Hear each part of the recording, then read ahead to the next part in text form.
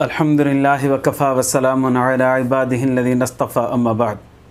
मेरे भाइयों, दोस्तों और बुज़ुर्गों, वज़ीफ़ा जो हम पढ़ते हैं वो कब तक असर करता है, कितने दिनों के अंदर असर करता है, हफ़्तों के अंदर असर करता है या महीनों और सालों के अंदर असर करता है। कभी कभार हमसे अगर कोई पूछता है तो उसको हम बता देते हैं भाई 11 दिन के अंदर होगा काम, 21 दिन के अंदर होगा, 40 दिन के अंदर होगा, 70, 90, 120 दिन के अंदर होगा। तो हम उनको ज़बानी ये तसल्ली दे देते हैं कि भाई इतने अरसे तक आप दिल लगा कर पढ़ें, इंशाल्लाह काम हो जाएगा। हकीकत ये है कि वो आपके पढ़ने के ऊपर डिपेंड करता है कि आप कितने एतमाद और यकीन के साथ पढ़ते हैं। बाज़ काम ऐसे होते हैं जिसको हम बोलते हैं कि महीनों के अंदर हो जाएंगे, लेकिन वो दिनों के अंदर हो जाता है काम। और बाज़ काम ऐसे होते हैं कि जो हम हफ्तों का बोलते हैं, हफ्तों में काम हो जाएगा, लेकिन वो दिनों के अंदर क्या घंटों के अंदर काम हो जाता है। क्यों? क्योंकि अगले ने इतनी ताकत से पढ़ा है और इतना कुव्वत और एतमाद से पढ़ा है, यकीन से पढ़ा है कि काम हो गया। तो वजीफ़े के असर के अंदर आपका एतमाद, आपका यकीन और आपकी जो यकीन मुहकम है वो काम करता है। वरना तो फिर यकीन नहीं है, शक है तो फ़ायदा बिल्कुल भी नहीं होगा, और यकीन सुस्त है तो फ़ायदा भी सुस्ती से होगा। अब मैं इस मामले के अंदर आपको दो वाक़यात बताना चाहता हूँ जिससे आपको अंदाज़ा हो जाएगा कि अल्लाह तबारक व तआला के कलाम के अंदर या नबी करीम सल्लल्लाहु अलैहि वसल्लम के फ़रमान के अंदर ताकत है। अब हमारे पढ़ने के अंदर ताकत नहीं, जिसकी वजह से काम लेट हो जाता है। काम होगा, ज़रूर होगा इंशाल्लाह, जिस भी मसले के लिए आप पढ़ें। बसा औकात ऐसा मामला होता है कि जैसे पहाड़ सामने खड़ा है, अभी कैसे हल होगा, लेकिन कोई आदमी ताकत से, कुव्वत से, एतमाद के साथ पढ़ता है तो वो पहाड़ भी रास्ता दे देता है, हट जाता है सामने से।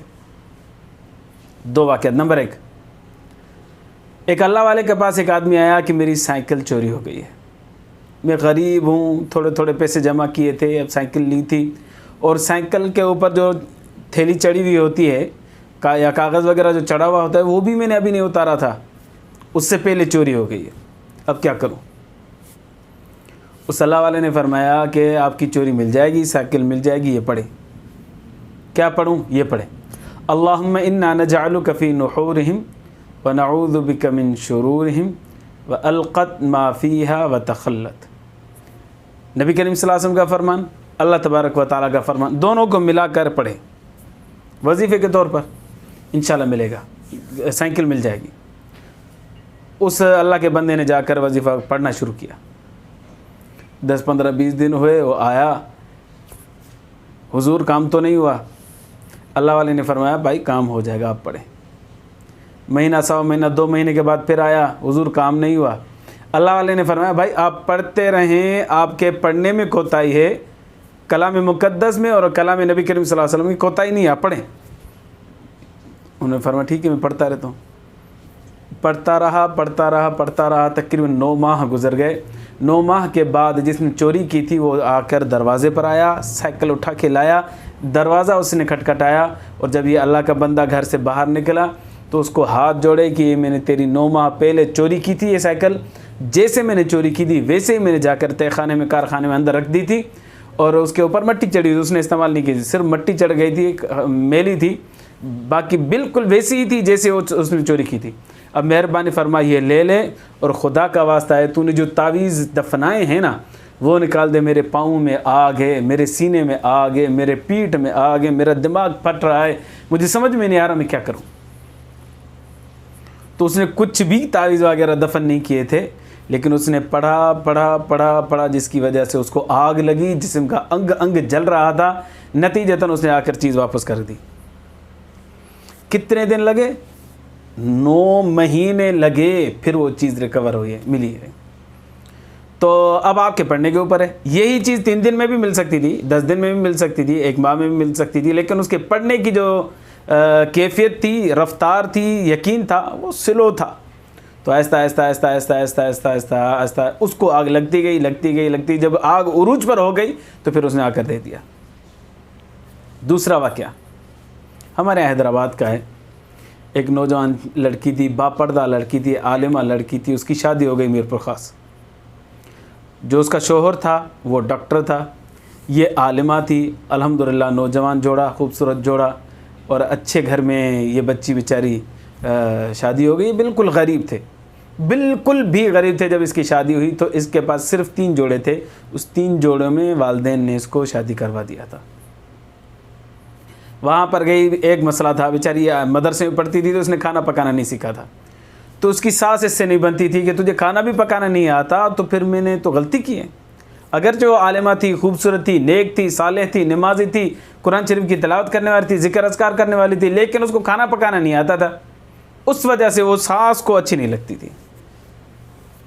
बिलाखिर 1 साल के बाद उसको बच्चे भी हुए, 2 बच्चे हुए, जोड़ा, एक बेटा एक बेटी पैदा हुआ। और बच्चों को 1 माह गुजरा था। एक दिन क्या हुआ कि वो डॉक्टर साहब तो गया हुआ था ड्यूटी पर, तो सास ने क्या किया कि उसको हाथ से पकड़ा, दरवाज़ा खोला और धक्का देके बाहर निकाल दिया, दरवाजे को बंद कर दिया।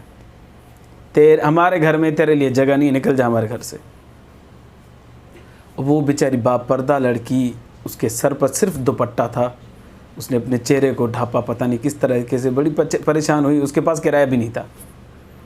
फिर आराम से वैन स्टैंड पर आई और एक वैन वाले से बात की कि भाई अल्लाह के वास्ते मैंने भाई को फ़ोन किया है, वो किराया आपको वहाँ पर हैदराबाद में देगा, आप मुझे वहाँ पर ले चलें।